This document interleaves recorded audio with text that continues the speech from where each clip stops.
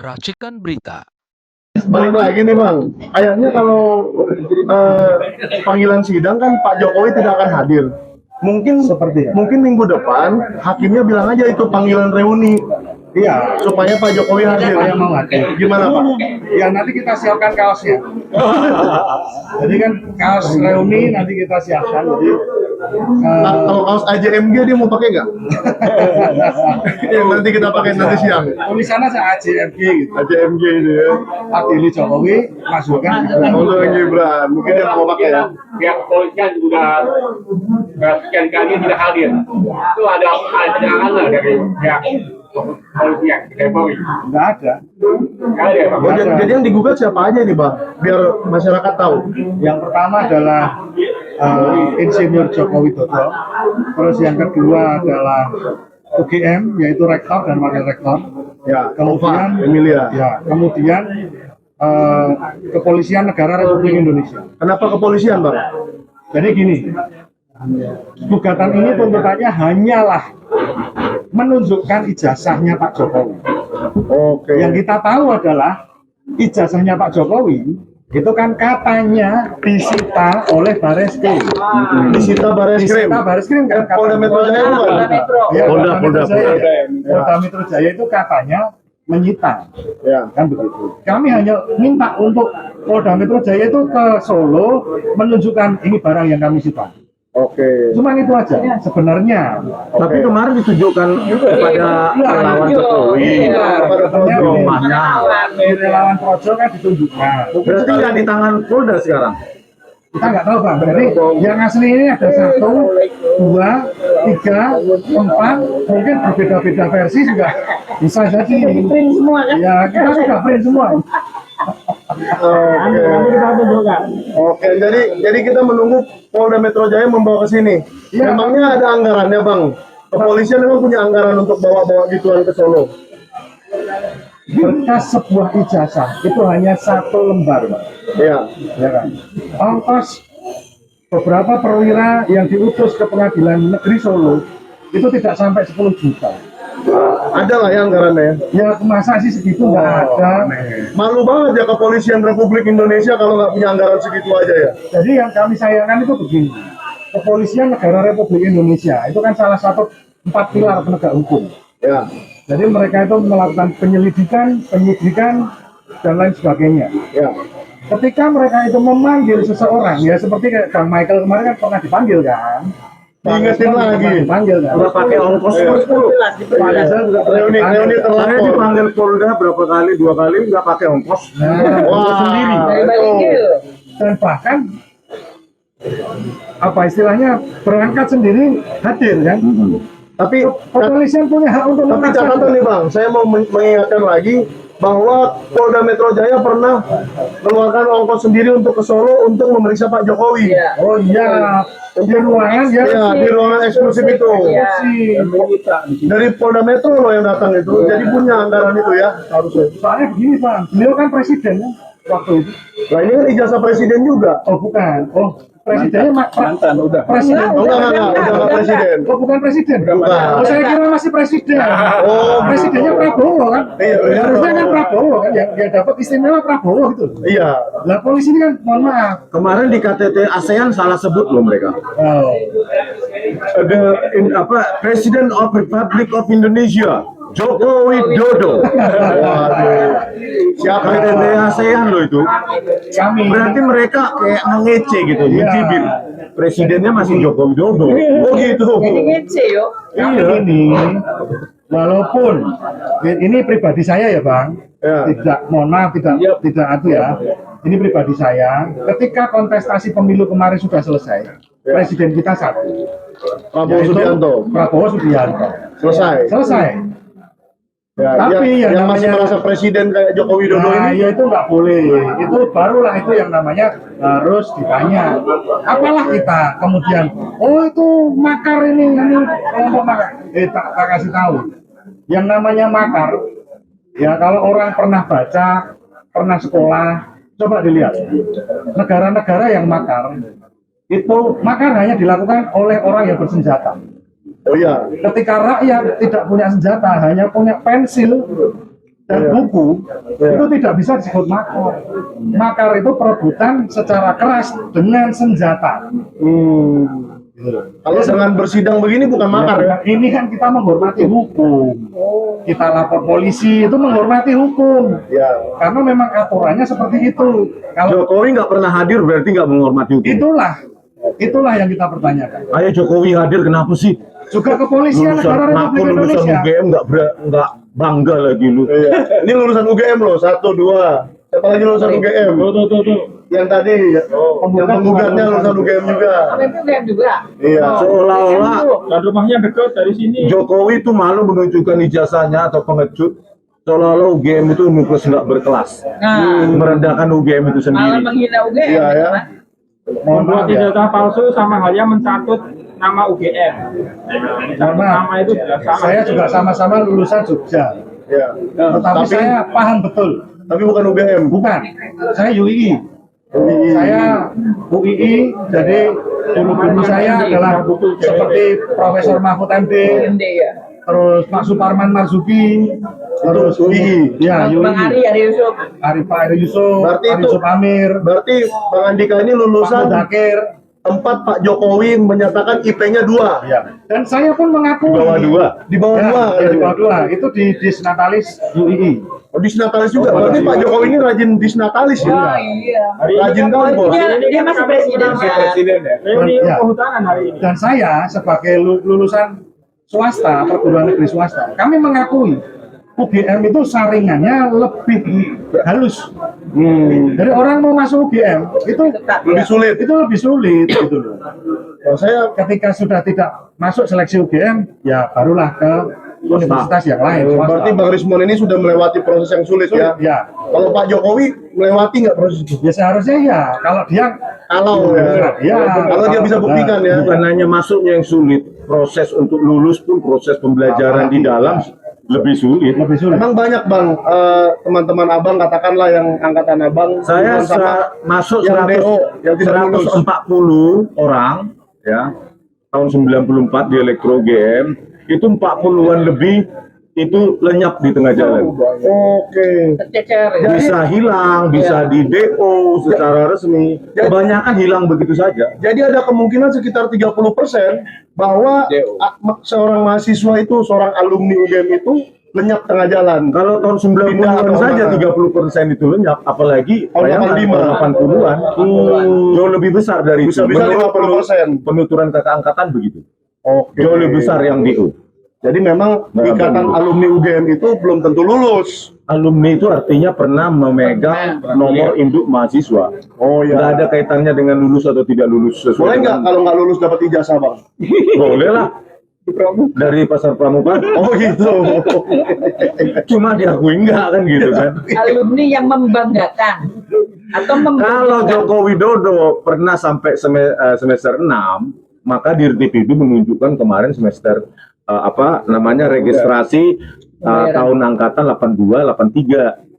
Ya kan yang dia tunjukkan cuma 80, 81, 81, 82. Ya. Kalau sampai sarjana muda harusnya Joko Widodo registrasi ulangnya itu 82, 83. Tapi kan cuma 2 tahun pertama. Ya. Ya, yang berani ditunjukkan oleh Dirtipidum, maka dia DO sebelum mendapat gelar sarjana muda, ijazah sarjana muda.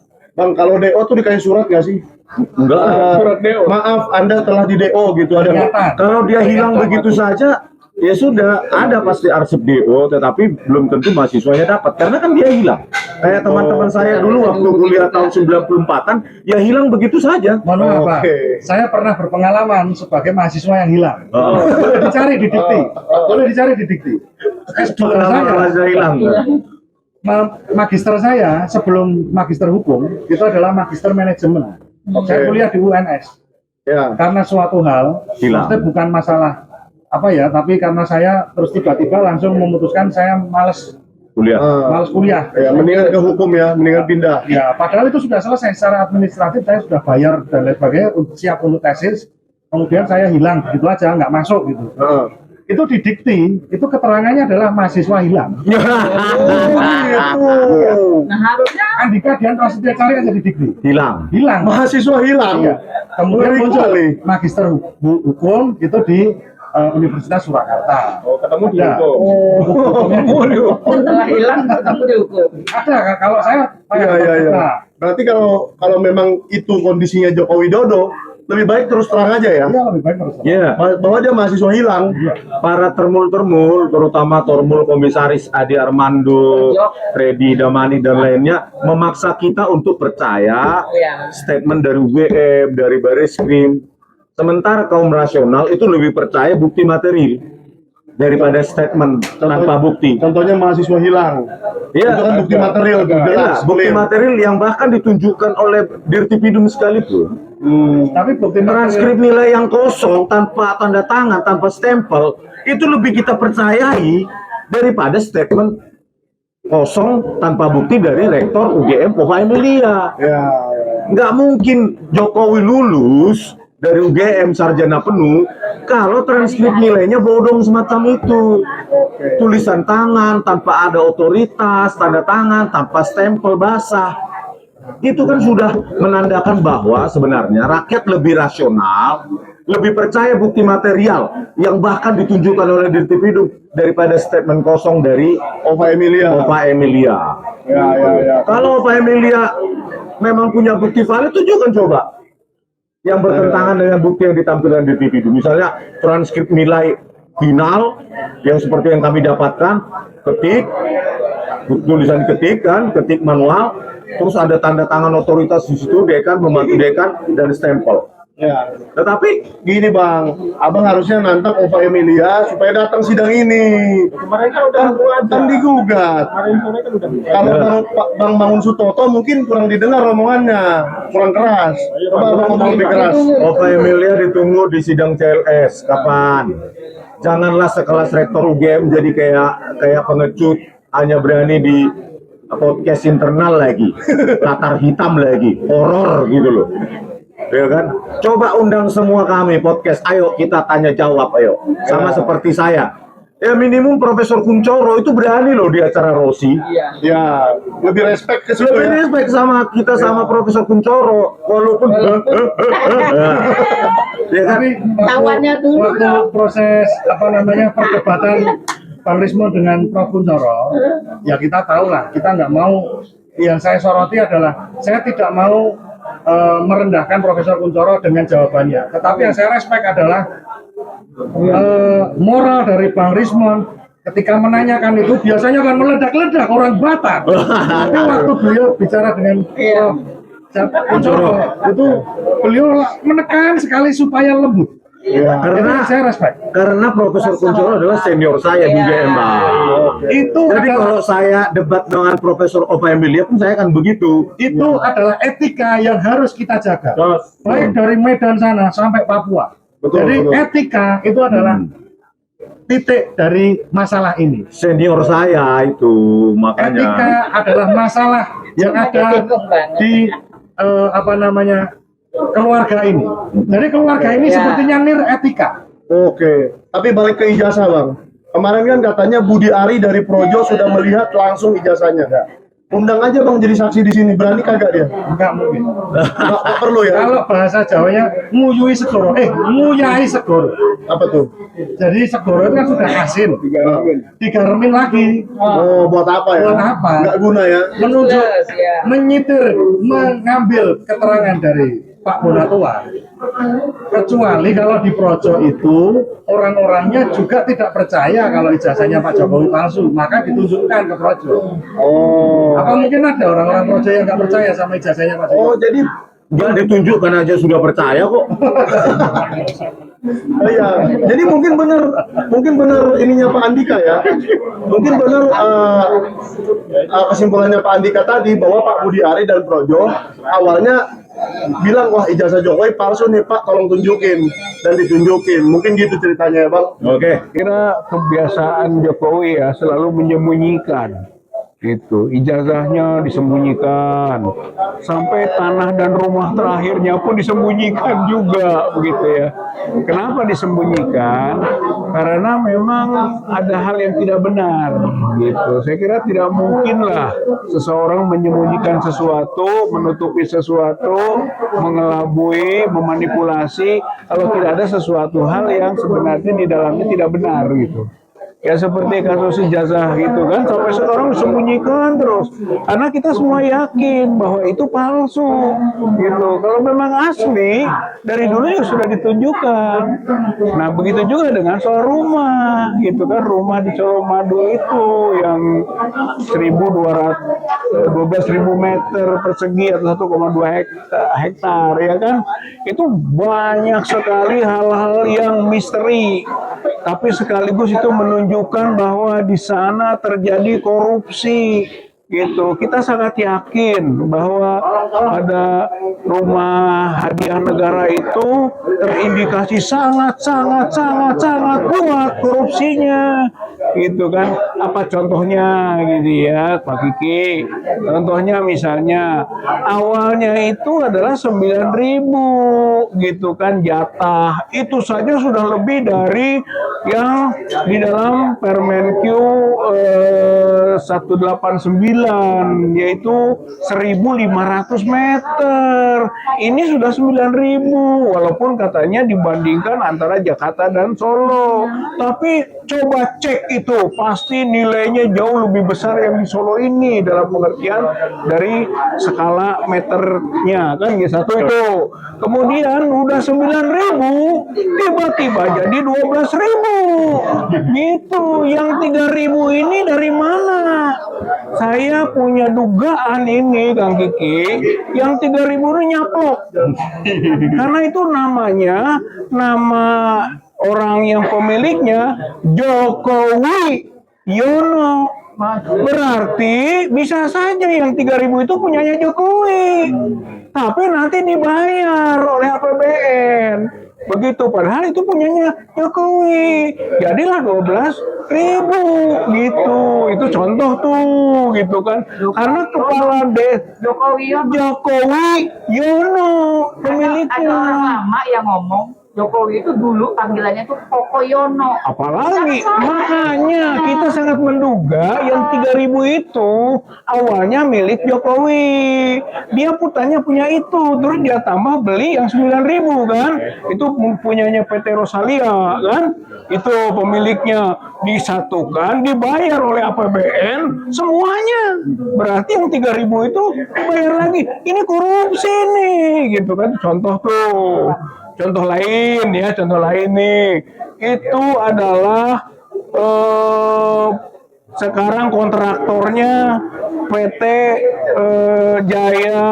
Tunas Jaya Sanur, ya Igede Pandir apa itu namanya ya, gitu kan kalau tidak salah pemiliknya, itu kan dari Bali, itu kontraktor top itu, gitu kan, dan itu ditunjuk langsung oleh Jokowi, itu melanggar itu.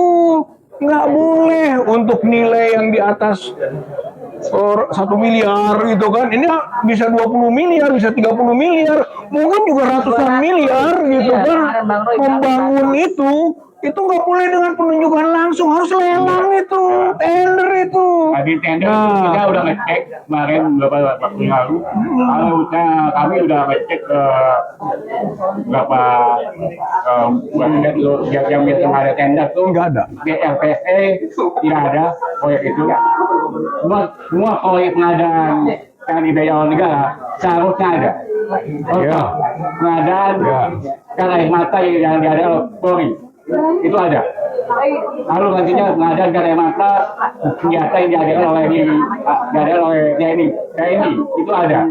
Pengadaan yang diadakan oleh BIN, itu ada. Saya dengar waktu di KPK, kita kan sama-sama ada di KPK waktu demo gladiator itu ya. Iya. Saya dengar Pak Bitor ngomong soal sebuah bunker. Itu informasinya gimana tuh Pak? Ya, tadi saya ikut hadir dalam rombongan yang melihat lokasi baru calon rumahnya Joko Widodo. Saya dengar barusan dari Kang Rizal tentang luasnya, sangat luas sekali ya. Terus tadi saya lihat juga itu daerah yang sangat tertutup ya, artinya terisolir ya, tidak merupakan perkampungan umum ya. Jadi saya sudah lihat lokasinya, terus kita sudah memperkirakan kalau rumah itu akan dijadikan tempat untuk persembunyian yang sangat sempurna, baik dari pandangan masyarakat sendiri terhadap isi rumah orang-orang itu, atau isi daripada bunker itu ya. Jadi kita mau mencoba mencocokkan beberapa hal. Tadi saya sempat mengintip keadaan itu. Jadi saya pikir kalau memang itu dijadikan lokasinya memang benar, cocok ya. Artinya memang hampir rata-rata orang-orang penguasa-penguasa kaya seperti yang kemarin pernah terjadi di Korea, pernah terjadi di mana-mana itu, memang lokasi istana perumahan mereka itu jauh dari perumahan masyarakat umum, Keramaian. ya keramaian. Jadi saya tadi baru sepintas. Jadi saya ingin menjelaskan bahwa yang disebut bunker itu adalah sesuatu yang tersembunyi dari sejumlah uang yang dilakukan oleh penguasa. Ini yang disebut dengan kejahatan oleh kekuasaan. Nah, kita pada zaman-zaman kita di zamannya Bung Karno, kita pernah dengar di Swiss, di mana uang dana revolusi zamannya Bung Karno, sampai sekarang juga masih jadi bisik-bisik. Ada yang kotak emas yang segi 4 itu, yang bentuknya seperti itu. Nah, yang sekarang ini kita lihat dari beberapa negara juga para penguasanya melakukan hal yang sama terhadap penyembunyian itu. Jadi kita akan melihat, karena sekarang ini teknologinya sudah semakin maju, kita lihat ada artis yang bisa mengumpulkan uang juga ratusan triliun, yang naruh uang di beberapa negara, terus mengumpulkan dana-dana dari para penjahat, dari koruptor-koruptor, terus dilakukan sembunyi ya lah pada satu orang. Saya pikir dan ini artis ini bagian daripada Kaisang, bagian daripada itu. Jadi uang itu mungkin tersembunyi di situ. Jadi yang disebut sama Abdullah Badrun 984 triliun dana APBN itu dilakukan oleh korupsi-korupsi yang seperti itu. Jadi seperti yang kemarin dilakukan oleh Nadiem Makarim atau Tam Lembong atau siapapun, itu kan itu kelihatan kan bahwa ada uang-uang tersembunyi dengan perlakuan yang seperti itu. Jadi motifnya hampir sama dengan kejadian-kejadian di negara-negara lain itu. Jadi uang itu diputar ke sana, diputar ke sini, karena memang Jokowi kalau kita lihat kan dia termasuk dendam kemiskinan ya. Dia kepingin sekali jadi orang kaya. Jadi itulah yang dia lakukan. Jadi saya simpulkan bahwa ini bukan sesuatu yang baru di dunia ini dan sering dilakukan oleh pemimpin-pemimpin negara-negara lain sebelumnya ya. Ya. Kita tidak usah menyebut nama, tapi memang ini sudah modus yang sering dilakukan. Ya, kekuasaan cenderung begitu. Jadi ini kejahatan oleh kekuasaan. Jadi dia bisa melanggar berbagai hukum karena dia berkuasa dan dia bisa lolos dari itu. Tapi kan kita melihat bagaimana kejadian di Filipina kemarin kan waktu Marcos. Kita melihat juga kejadian Chun Dong-wan waktu di Korea atau di beberapa negara. Ini sebenarnya bagaimana masyarakat Indonesianya apakah disiplin terhadap penegakan hukum. Jadi masyarakat hukum Indonesia ini yang belum kelihatan. Jadi saya gini Pak, kalau bisa memang kalau ini masyarakat itu meningkatkan perlawanannya terhadap keadilan hukum. pertanyaan saya gini Pak, tadi kan pagi-pagi ada beberapa kawan-kawan kita yang datang ke lokasi, termasuk Pak Rizal juga hadir di lokasi ya. Bapak juga. Kira-kira 10-20 orang paling ya. Pak Mary juga di lokasi, Bang Peter juga di lokasi. kenapa sih tiba-tiba kepolisian harus datang seperti itu? Emang apa yang kalian lakukan tadi? Apakah merusak atau apa? Kok polisi harus datang gitu? Ya, saya kira semestinya itu nggak harus datang ya. Saya kira itu bagian dari hak warga negara untuk melihat satu proyek yang dibangun dengan uang negara gitu. Jadi itu bukan rumah pribadi. Ya, kalau itu rumah pribadi gitu kan, saya kira wajar diproteksi. Itu hak privat namanya. Tapi kalau ini adalah rumah pejabat, mantan pejabat, uangnya uang APBN yang digunakan, itu adalah sesuatu yang diketahui dan dibebaskan publik gitu, bukan hanya datang. Sebenarnya publik itu ke dalam melihat, mengetahui informasi sedetail-detailnya mengenai proses pembangunan dan tahapan pembiayaan, itu adalah hak yang dijamin oleh undang-undang, hak publik. Jadi saya kira kalau tadi tiba-tiba diberi, ada yang menjaga, ada yang memberi apa semacam tekanan psikologis gitu kan, dengan jumlah Psikologis gimana? ya maksudnya seolah-olah ditampilkan para preman-preman yang ada di situ gitu kan itu sebetulnya adalah satu perbuatan yang sebenarnya kalau terjadi sesuatu itu disebabkan oleh perbuatan itu.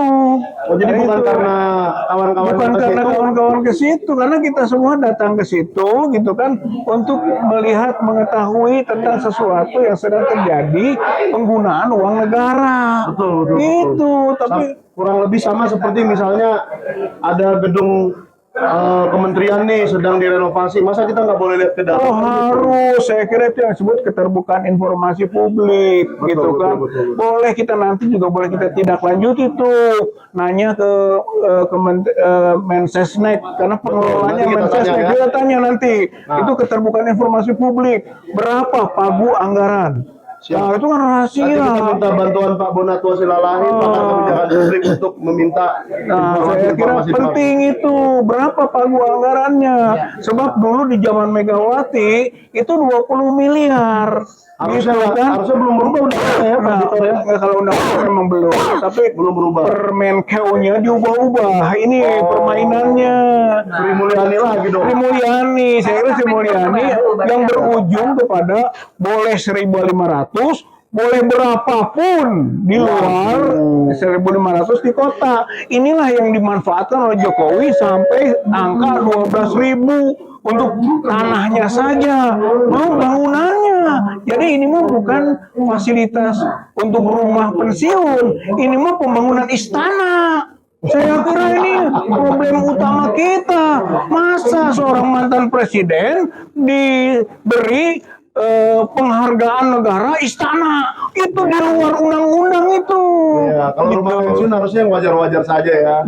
Ya namanya Pensiun yang nih contoh sebelum nih. itu. Contoh pensiun. Ini saya mau tanya kepada Purnawirawan Kolonel Mursam yang tadi juga ke lokasi ya Pak. Nah, kira-kira yang Bapak lihat dari tanah itu seperti apa, bangunannya seperti apa, dan kelakuan kawan-kawan tadi itu apa sih sehingga harus dihadang polisi? Silakan Pak.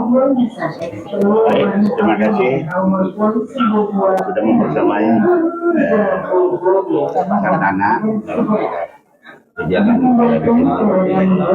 hari ini yang diadakan sekarang ini. Sengaja karena saya hanya melihat dan membersamai dan memantau bagaimana perkembangannya. Yang pertama tentang masalah rumah. Seharusnya ada satu badan atau lembaga atau kementerian yang bertanggung jawab, tidak hanya dari segi budget, tidak hanya dari budget, tapi termasuk adalah konstruksi.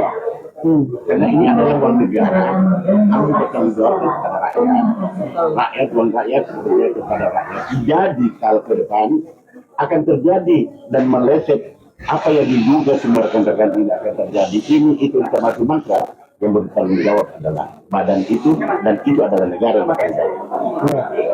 Itu harus ada. Jadi ada protap, ada aturan-aturan bahwa kita membangun hanya sekian luasnya, sekian anggarannya, tentu kan makin lama makin bertambah. Tapi tidak terlalu anjlok yang dari dulu sekian tahun lalu, sekian periode yang lalu, 5 tahun yang lalu, oh sekian, langsung melonjak sekian, termasuk pada luas tanah ya. 12.000 Tapi mungkin itu seperti utang yang melonjak tiba-tiba dari 2.000 ke 4.000 gitu kali Pak. Ya, kira-kira seperti itu. Ada aturan, ada yang mengatur, ada aturan yang mengatur dan ditetapkan oleh negara. Negara harus hadir dengan ini karena ini adalah rumah dinas presiden dan wakil presiden, itu yang mengatur. Tidak muncullah dugaan-dugaan yang diperkirakan sekarang ini. Nah, ketika itu terjadi dugaan di kemudian hari, oh ada bunker lah, ada apalah misalnya ya, itu negara harus bertanggung jawab. Kenapa kamu harus bangun seperti ini? Yang tentu negatif kan? Betul. Jadi kesimpulan bahwa transparan, terbuka, bukan hanya kepada negara, tetapi kepada rakyat. Ya, tentu lembaga yang terkait di sini, ya semuanya ya rakyat, perwakilan rakyat, DPR dan sebagainya, dan kementerian yang mengatur tentang itu. Saya kira itu. Oke Pak. Jadi sebaiknya Kalau di DKI di Jakarta, ya itu sidok tanah yang sedang diproses bangun ada plang, ada informasi terbuka. Kayak MB gitu loh. Ada? Nggak ada. Tadi ada nggak? Nggak ada. Nggak lihat? Tidak ada. Itu kalau sebelah belakang sana ya. Ada. Di sebelah utara. Oh, atau di bawah. Atau di bawah. Jadi kalau di Jakarta itu kan jelas tuh milik siapa, kontraktornya siapa, MB-nya, berapa harganya. Kalau rumah besar kontraktor ya kan? Iya, tendernya ada, pemenang tendernya. Nah, tapi ada isu begini Pak Bitor. Katanya nanti setelah rumah ini jadi tidak akan ditempati oleh Pak Jokowi, malah akan dijadikan untuk kegiatan-kegiatan publik katanya. Kegiatan publik apaan yang dimaksud untuk di rumah pensiun seperti itu Pak? Ya, saya kira. Yang Bapak lihat kira-kira? Ya, saya kira itu hanya manipulasi ya. Memang seperti yang saya sampaikan tadi, tipenya Jokowi itu selalu ngeles gitu kan, berbohong gitu kan. Jangan ntar dipakai juga ya? Nanti dipakai juga. Saya bilang itu akan jadi istana. Kalimat pertama sama kalimat ketiga selalu berbeda. Jadi ini akan terjadi pelanggaran yang besar dan harus menjadi perhatian publik. Jangan-jangan juga gitu, makanya perlu ini publik tahu di situ dibuat bunker. Tadi soal bunker ini kan siapa yang tahu di situ tuh tidak ada bunker, siapa yang bilang? Sebaliknya dong kita berpikir gitu kan, tidak ada bunker. Buktikan tidak ada bunker dan gitu. Berarti publik harus tahu, harus terinformasikan. Jangan sampai gitu kan sesuatu yang tidak wajar dilakukan. Bahkan jangan lupa nanti bunker biaya untuk kepentingan apa? Bisa saja yang merugikan keamanan negara. Jadi kalau menurut saya nih, Bang Michael, itu BIN intelijen harus operasi di situ. Itu harus sampai ke situ ini. Harus tahu ya. Harus tahu. Sebab Pak Jokowi ini kan sudah dipermasalahkan juga sejak lama soal asal usul gitu kan, soal terah dan sebagainya. Saya kira ini harus ada operasi intelijen ini. Tapi gini Pak, kalau saya mohon maaf, ini kan kalau Pak Rizal bilang operasi intelijen itu kan berarti agak tertutup ya. Kalau saya di sini ada berapa puluh wartawan di depan saya, dan saya yakin ini saya beri tantangan nih untuk Pak Jokowi dan negara Republik Indonesia, berani nggak kita mewujudkan undang-undang keterbukaan informasi publik? Kita undang 1.000 wartawan dari media terkecil sampai terbesar datang ke situ, lihat-lihat lokasi, tur keliling. Ada bunker nggak?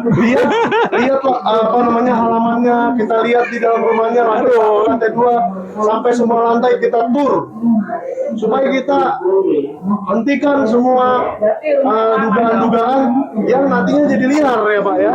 Kalau memang tidak ada bunker, tidak ada apa-apa, tidak ada yang aneh, undang saja kami semua rame-rame dan bersama aktivis-aktivis juga ya. Jadi sekarang begini, dengan ramainya bunker-bunker ini yang menyangkut orang-orang kaya, orang-orang yang selama ini menjadi koruptor, itu kolam renangnya berubah. Kolam renangnya dikeringkan, terus dilapis dengan plastik, uang. Jadi kemarin tertangkap 13 triliun aja yang uang punya si Surya Dharma itu 5.000. Itu aja sudah merepotkan jaksa. Satu ruang tamu itu. Jaksa itu merepotkan. Jadi bunker yang sekarang ini ada adalah peti kemas. Dimasukkan ke dalam peti kemas itu, dalam satu kemas itu bisa berapa ratus miliar itu. Peti kemas itu apa namanya, kontainer gitu. Kontainer. Nah, terus sekarang ini modelnya udah mulai kolam renang. Karena hampir rata-rata mereka ini orang kaya, rumahnya besar, dan pasti punya rumah kolam renang. Ya. Nah, karena gonjang-ganjing masalah bunker ini semakin santer, ya mereka mengeringkan kolam renang itu, Siap. dan itu bisa masuk ratusan miliar. Itu sekarang nuansanya akan ke sana. Dan bisa aja direnovasi lagi kolam renangnya, didalamin lagi ya. Bisa. Diperbesar, diperdalam. Dari zaman Hakim MK yang namanya Akil Mukhtar. Ya, Kan dulu Akil Mukhtar. ya wali kota Palembang itu ketahuan nyoba 20 miliar. Ya. Tahu nggak duitnya di mana? Di dinding. dinding.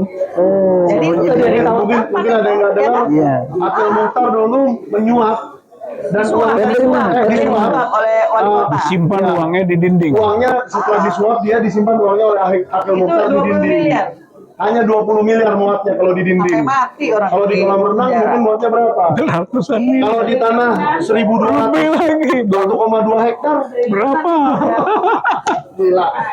Iya, Luar iya. biasa. Iya, iya. Dinding ini 20 miliar nih. Iya. Kalau 1,2 hektar berapa? Berapa? Waduh, habis miliar, triliun apa lagi, Pak? Hehehe. Saya nggak tahu bahasanya apa lagi. Kuadriliun. Kuadriliun. Kuadriliun. Giliar kali, gila-gilaan miliarnya. Giliar. Kuadriliun. Jadi itu bahayanya ya Pak Victor ya. Kalau memang bunker ini tidak terawasi, Harus terbuka. rumah-rumah presiden dan keluarganya dan kroni-kroninya, teman-teman dekatnya, kita kan tahu tiap hari Pak Jokowi misalnya ya, contoh yang ada aja, Pak Jokowi bergaul dengan siapa-siapa saja, orang-orang kepercayaannya dan seterusnya. Ya mungkin juga mereka dititipkan, Bisa Pak aja. Victor ya, bisa-bisa aja. Tapi kita kan daripada menduga lebih baik dibuka saja. Oh, tidak ada nih, silakan periksa, tidak ada. Itu ya Pak Rizal. Iya, setuju. Jadi emang harus terbuka ya, kira-kira nggak bisa lah semua disembunyikan begini hanya karena faktor seorang yang bernama Joko Widodo. Kan begitu, nggak bisa ini. Saya kira sejarah kita jangan hitam kelam gitu, saatnya dibuat terang benderang gitu ya. Saya kira inilah momen ya, kita mulai dari pengadilan ini gitu. Sebetulnya pengadilan ini adalah tahap sekarang kan mediasi ya. Mediasi itu harusnya prinsipal datang. Betul. Gitu, nggak cukup kuasa hukum gitu kan. Pak Jokowi Nah, ini tidak. kalau disuruh ke pengadilan cuma 1 kilometer aja, berapa kilometer Nah, aja langsung datang. jadi Omdo kan selama ini akan dibuktikan di pengadilan, tapi nanti pengadilan itu putusannya misalnya NO kan tidak berwenang. Nah, emang dan udah desainnya skenario-nya. Maka kalau saya cenderung begini Bang Michael, bikin di Solo ini patung besar raja pembohong sedunia. Itu bikin di sini di Solo ini. Anak korupsi juga mulainya dari Solo, terus berakhir di tanah hadiah di Solo gitu kan areanya ini. Jadi Solo juga sebenarnya. Jadi bikin ya bapak-bapak, ibu-ibu patung besar di kota Solo ini gitu kan, raja pembohong sedunia yang gambarnya mirip-mirip Jokowi. Nah, jadi gini ya, sebagai pelajar apa penilaian kalian ada wali kota Solo, wakil presiden di Indonesia yang ijazahnya nggak jelas, sementara kalian jelas. Kalau kalian Enggak dong, kalian punya tanggapan dong. Kalian nanti itu kalau Gibran menjadi presiden, rakyatnya kalian udah nggak ada. Apa penilaian kalian terhadap pemimpinan Gibran? nggak masuk kamera deh ngomong aja. Atau penilaian kalian gimana bahwa ada seseorang katanya lulus S1 tapi nggak pernah lulus SMA. Kalian bisa nggak masuk S1 tapi nggak lulus SMA? Nggak bisa ya? Oke, berarti ini clear. Adik-adik mahasiswa ini clear, tidak ada yang masuk ke S1 tapi belum lulus SMA. Yang menjadi permasalahan adalah gerakan pemuda seperti kalian, mahasiswa seperti kalian, harusnya melakukan perlawanan terhadap keluarganya Jokowi. Bagaimana dia tidak pakai ijazah, anaknya nggak pakai ijazah, terus memimpin kalian. Kita harus bersuara, harus berani. Harus kalian. Kalau ada ribuan pelajar atau pelajar mahasiswa, luar biasa. Jadi mahasiswa. Ayo.